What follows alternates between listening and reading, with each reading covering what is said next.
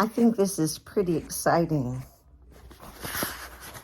I'm reading from The Philosophy of Natural History by William Smellie, member of the Antiquarian and Royal Society of Edinburgh, with an introduction and various additions and alterations intended to adapt it to the present state of knowledge by John Ware, M.D.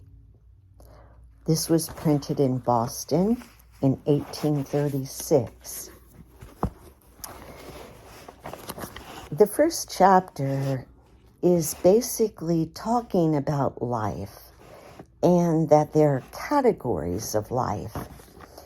He goes on to explain that life consists of rocks and things that don't maybe have spirit, although he doesn't say that, and then living bodies.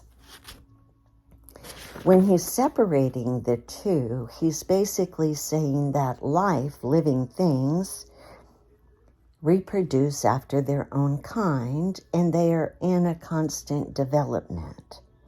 And that rocks don't change. He does clarify that because we know that rocks do change, but he clarifies saying that although there might be change in particles, etc., rocks don't change after their own kind and evolve to become one thing or the other for the purpose of maintaining that existence. If I might have complicated it, I hope you get the point. So after he talks about that, he says the other thing about the differences is that life needs nutrients and things from outside itself to exist, and that rocks don't. The third part of this, which is what I got very excited about, although it's all very interesting, it says, okay, I'm going to surmise chapter 2 where it talks about that we are dependent on outside nutrients to grow. It says, in the former case, the growth depends upon a principle operating from without. In the latter, upon a principle operating from within. That is key. One thing I'm constantly reminded of is that early on in my coaching career, I remember reading that the word educare or educate came from the word educare. And the word educare means to draw from within. That it's not the world that we draw from. It's inside ourselves. And if we could have just listened to that, what time we would have saved. I'd have saved like more than half my life. Okay, so in the third place, though dependent upon other substances in this way, for the means of continuing existence, living bodies possess, in another point of view, a kind of independence upon all other matter. They are removed by the possession of the powers of life. Do you get that? We are different because we possess the power of life.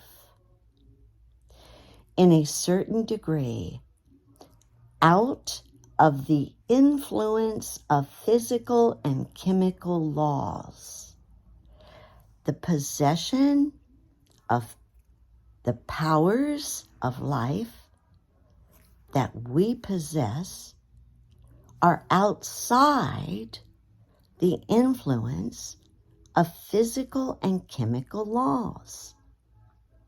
Is that exciting or what? We know it, we've seen it, but here it is in writing. To continue, they contain, that's you and me, within themselves a principle by which they are enabled directly to resist the operation of those laws which would otherwise ensure speedy destruction. We can opt out of the program. This is so exciting to me. Tell me if I'm reading it wrong. I've read it like 6 times. I love seeing stuff like this in writing, particularly when it's got concrete backup and not just, never mind. They depend upon the things around them for the materials for their support, but the power of altering the nature of those materials and appropriating them to their own use is peculiar to themselves. The functions of living systems are not only performed without the assistance of the physical powers of matter, but also in direct opposition to them. And the substances which are introduced into them lose their chemical relations and are combined according to new laws for new purposes. Hallelujah.